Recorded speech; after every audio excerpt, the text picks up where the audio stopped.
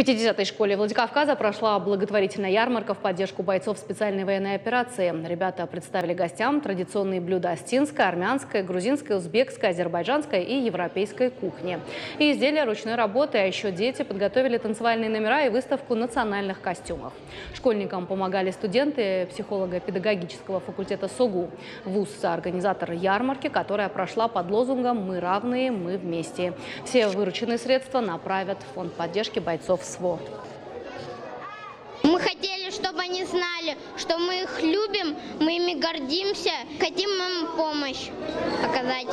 Я не ожидал, что с таким энтузиазмом откликнется вся школа. Это и среднее звено, и старшие классы, и родители подключились. Все великолепно понимают и, в общем-то, с большим воодушевлением относятся к тому, что вот то, что родители приготовили, они сюда принесли, и вот теперь это все будет распродано, а эти деньги будут перечислены в фонд, значит, наших ребят, которые сражаются за них и за Отечество. Это им очень нравится, это их вдохновляет.